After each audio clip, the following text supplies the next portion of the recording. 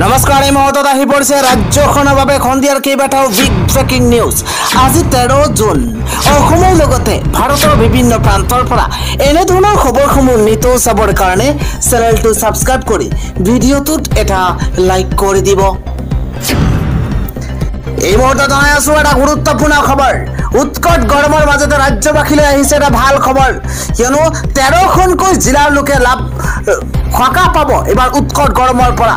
এই মুহূৰ্তত জনাই আছো ডাঙৰ খবৰ। 13খন জিলাত আহি আছে প্ৰচণ্ড ধুমুহা বৰষুণ। আগন্তুক 3 দিনলৈ বৰষুণ অব্যাহত থকাৰ সম্ভাৱনা আছে। 13খন জিলালৈ জাৰি কৰা হৈছে ইয়েলো এলাৰ্ট। এই মুহূৰ্তত এটা ভাল খবৰ, তীব্ৰ গতিত ধুমুহা অহাৰ আগজাননী প্ৰদান কৰিছে বৰঝাৰস্থিত আঞ্চলিক বতৰ বিজ্ঞান কেন্দ্ৰই। প্ৰতি ঘণ্টাত 50ৰ পৰা 80 কিলোমিটাৰ বেগত আহি আছে ধুমুহা বৰষুণ। এটা বিগ নিউজ জনোৱাৰ চেষ্টা কৰিছো। উৎকট গৰমৰ পৰা আজি সকাহ পাব ৰাজ্যবাসীয়ে। বৰষুণৰ এলাৰ্ট জাৰি কৰা হৈছে 13খনকৈ জিলাত। ডাঙৰ খবৰ এই মুহূৰ্তত জনোৱাৰ চেষ্টা কৰিছো। এই মুহূৰ্তত সেই ভাল খবৰ দিয়া হৈছে IMDৰ তৰফৰ পৰা। 13খনকৈ জিলাত প্ৰচণ্ড ধুমুহা বৰষুণ অহাৰ সম্ভাৱনা প্ৰকট হৈ উঠিছে। আন এটা খবৰ হৈছে মহিলা উদ্যমিতা আঁচনিক লৈ আহি গৈছে অত্যন্ত ভাল খবৰ। ৰাজ্যৰ প্ৰায় 30 লাখ মহিলাই লাভ কৰিব 10,000কৈ টকা।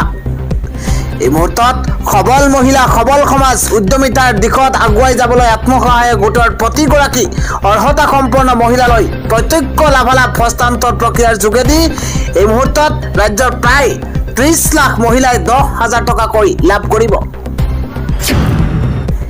আন এটা ডাঙৰ খবৰ হৈছে ধুবুৰীক অশান্ত কৰা অপৰাধী দেখিলেই এইবাৰ লগে লগে গুলীওৱাৰ নিৰ্দেশ দিছে ৰাজ্যৰ মুখ্যমন্ত্ৰী হিমন্ত বিশ্ব শৰ্মাই। এই মুহূৰ্তত এটা ডাঙৰ খবৰ জনোৱাৰ চেষ্টা কৰিছো। ধুবুৰীক অশান্ত কৰা অপৰাধী দেখিলেই লগে লগে গুলীওৱাৰ নিৰ্দেশ ৰাজ্যৰ মুখ্যমন্ত্ৰী হিমন্ত বিশ্ব শৰ্মাৰ। এটা ব্ৰেকিং নিউজ জনোৱাৰ চেষ্টা কৰিছো। ধুবুৰীক অশান্ত কৰিবলৈ এটা সাম্প্ৰদায়িক শক্তি সক্ৰিয় হৈ উঠিছে আৰু মন্তব্য কৰিছে মুখ্যমন্ত্ৰী হিমন্ত বিশ্ব শৰ্মাই। ধুবুৰীত নিশা শ্বুট এণ্ড চাইটৰ নিৰ্দেশ দিছে ৰাজ্যৰ মুখ্যমন্ত্ৰী হিমন্ত বিশ্ব শৰ্মাই। ধুবুৰীত থকা সকলো অপৰাধীক গ্ৰেপ্তাৰৰ নিৰ্দেশ দিয়া হৈছে। এই মুহূৰ্তত এটা big news, rapid action force CRPF আহিব ধুবুৰীলৈ। বাংলাদেশৰ অপশক্তি সক্ৰিয় হৈছে ধুবুৰীত। ধুবুৰীক অশান্ত কৰা প্ৰতিটো অপৰাধীক কঠোৰ হাতেৰে দমন কৰা হ'ব। এটা বিগ ব্ৰেকিং নিউজ এই মুহূৰ্তত জনোৱাৰ চেষ্টা কৰিছো। কোনো কাৰণতেই ধুবুৰীত অপশক্তি দমনলৈ আহিব দিয়া নহ'ব। ধুবুৰীত নিশা ওলালেই অপৰাধীক গুলীওৱা হ'ব। কঠোৰ নিৰ্দেশনা দিয়া হৈছে ৰাজ্যৰ মুখ্যমন্ত্ৰী হিমন্ত বিশ্ব শৰ্মাৰ তৰফৰ পৰা। ধুবুৰীক অশান্ত কৰা দুৰ্বৃত্তক দেখিলে ডাইৰেক্ট শ্বুট কৰাৰ নিৰ্দেশ দিছে ৰাজ্যৰ মুখ্যমন্ত্ৰী হিমন্ত বিশ্ব শৰ্মাই। সন্ধিয়াৰ আন এটা ডাঙৰ খবৰ হৈছে পুনৰবাৰ এয়াৰ ইণ্ডিয়াৰ বিমানত আতংকৰ সৃষ্টি হৈছে। 165জন যাত্ৰীৰ মাজত হাহাকাৰ। পুনৰ জৰুৰী অৱতৰণ কৰিবলগীয়া হৈছে এখন বিশেষ এয়াৰ ইণ্ডিয়াৰ বিমান। এই মুহূৰ্তত এটা ব্ৰেকিং নিউজ জনোৱাৰ চেষ্টা কৰিছো। এইবাৰ এয়াৰ ইণ্ডিয়াৰ বিমানত বোমাতংক। বিমানত থকা 165গৰাকী যাত্ৰীৰ মাজত হাহাকাৰ পৰিৱেশৰ সৃষ্টি হৈছে। এটা ডাঙৰ খবৰ এই মুহূৰ্তত জনোৱাৰ চেষ্টা কৰিছো। দুৰ্বৃত্তৰ ভাবুকিৰ পাছতে জৰুৰী অৱতৰণ কৰা হৈছে। থাইলেণ্ডত জৰুৰী অৱতৰণ কৰা হৈছে এয়াৰ ইণ্ডিয়াৰ বিমানখন। AI379 বিমানৰ জৰুৰী অৱতৰণ। বোমাতকাৰ ভাবুকি লাভ কৰাৰ পাছতে হাহাকাৰ পৰিস্থিতিৰ সৃষ্টি হৈছে। থাইলেণ্ডৰ ফুকেটৰ পৰা নতুন দিল্লীলৈ আহি আছিল বিশেষ বিমানখন আৰু এইবাৰ এয়াৰ ইণ্ডিয়াৰ বিমানত বোমাতংকৰ ঘটনা।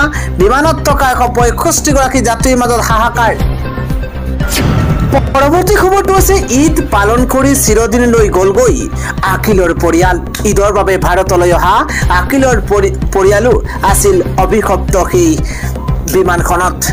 আহমেদাবাদৰ বিমান দুৰ্ঘটনাৰ পৰা পোহৰলৈ এটাৰ পাছত আন এটা কৰুণ ঘটনা পোহৰলৈ আহিছে।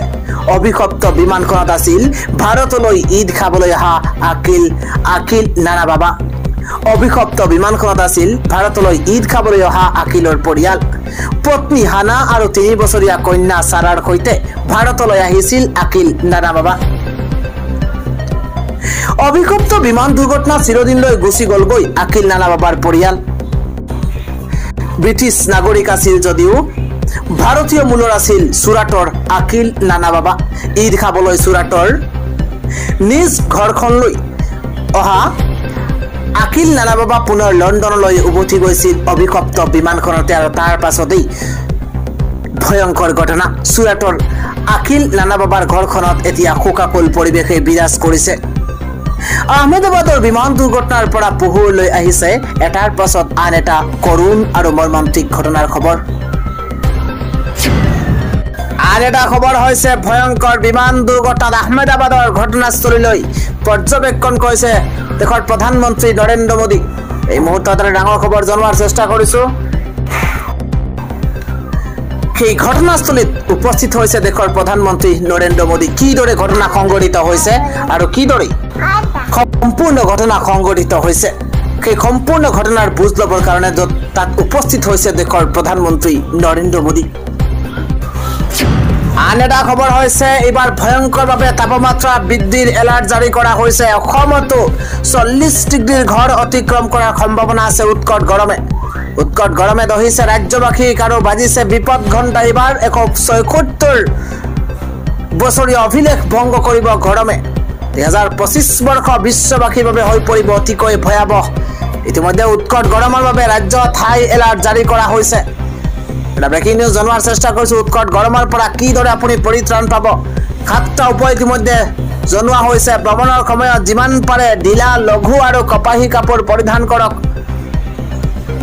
প্ৰচণ্ড সূৰ্যৰ তাপৰ পৰা হাত সাৰিবলৈ উন্নত মানৰ ছাতি ব্যৱহাৰ কৰক কেইবাটাও নতুন নিৰ্দেশনা দিয়া হৈছে টুপি সানগ্লাস স্কাৰ্ফ কপাহী গ্লভছ আৰু মোজা ব্যৱহাৰ কৰক যিমান পাৰে কিমান পানী খাওক যাত্ৰাৰ সময়ত ORS ইলেক্ট্ৰল পাউডাৰ আৰু গ্লুকোজ লগত ৰাখক এইদৰে আপুনি সুৰক্ষিত থাকক শৰীৰটোক শীতল পেলাবলৈ যাত্ৰাৰ সময়ত শীতল আৰু ছাঁ থকা ঠাইত জিৰণি লওক উৎকট গৰমৰ বাবে 6টাকৈ বিশেষ হেল্পলাইন নম্বৰ মুকলি কৰা হৈছে 0361 2237 ৰাজ্যিক নিয়ন্ত্ৰণ কক্ষৰ নম্বৰ মুকলি কৰা হৈছে আন এটা নম্বৰ 09401044617 টোল ফ্ৰী নম্বৰ মুকলি কৰা হৈছে 1070 1097 112 জিলা নিয়ন্ত্ৰণ কক্ষৰ নম্বৰ 1077 এইদৰে কেইবাটাও বিশেষ নম্বৰ মুকলি কৰা হৈছে যিকোনো জৰুৰী অৱস্থাত এইকেইটা নম্বৰত আপুনি ফোন কৰি যোগাযোগ কৰক পৰৱৰ্তী খবৰটো হৈছে ইৰানৰ বিৰুদ্ধে ইজৰাইলৰ অপাৰেশ্যন ৰাইজিং লায়ন তছনছ ইৰানৰ সৈন্য ঘাটি ইৰানৰ বিৰুদ্ধে ইজৰাইলৰ অপাৰেশ্যন ৰাইজিং লায়ন ইৰানত নিশা সৰ্ববৃহৎ আক্ৰমণ চলাইছে ইজৰাইলে ইৰানত নিশা সৰ্ববৃহৎ আক্ৰমণ ইৰানৰ পৰমাণু ঘাটিত ইজৰাইলৰ যুঁজাৰু বিমানে চলাইছে সংহাৰ ইজৰাইলৰ আক্ৰমণতে নিহত হৈছে ইৰানৰ আৰ্মি চিফ মোহাম্মদ বাঘেৰি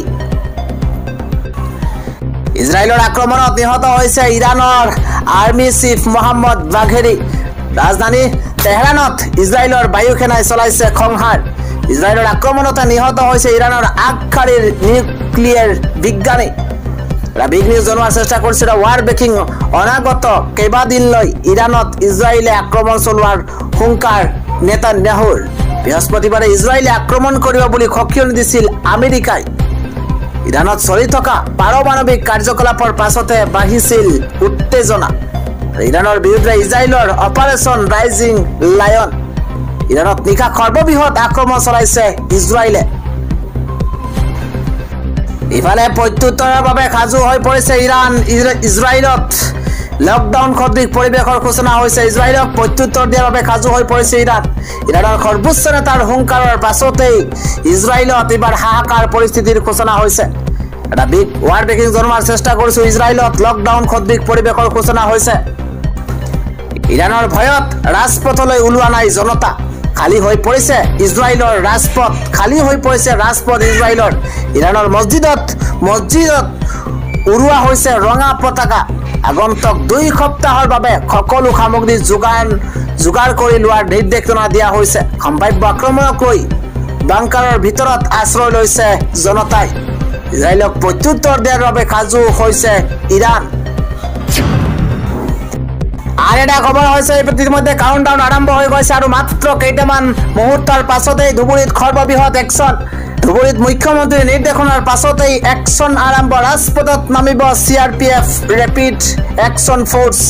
আইন হাতত তুলি লোৱা প্ৰতিগৰাকী পৰিব বিপদত। এই মুহূৰ্তত এটা বিগ নিউজ। শিলগুটি দলোৱা অপৰাধীক সন্মুখীন হ'ব লাগিব গুলীৰ। সকলো অপৰাধীক গ্ৰেপ্তাৰৰ নিৰ্দেশনা দিয়া হৈছে। ধুবুৰীৰ ঘটনাৰ লগত জড়িত আছে বাংলাদেশৰ শক্তি। বকৰি ঈদৰ পিছদিনা মই ধুবুৰীত থাকি মন্তব্য কৰিছে মুখ্যমন্ত্ৰী হিমন্ত বিশ্ব শৰ্মাই। ঈদৰ পিছদিনাই মই ধুবুৰীত নিশা কটাম। ধুবুৰীৰ সকলো সাধাৰণ মুছলমান আৰু হিন্দু ভাল। এটা দুটা চক্ৰই এই কাম কৰি আহিছে। অহাবাৰ গোটেই ৰাতি মই হনুমান মন্দিৰত বহি থাকিম। আমাৰ চৰকাৰে ইয়াক সহ্য নকৰে। 6 বজাত আজি সন্ধিয়া 6 বজাৰ পিছত প্ৰযোজ্য হ'ব এই নিয়ম। এই ঘোষণা কৰিছে ৰাজ্যৰ মুখ্যমন্ত্ৰী হিমন্ত বিশ্ব শৰ্মাই।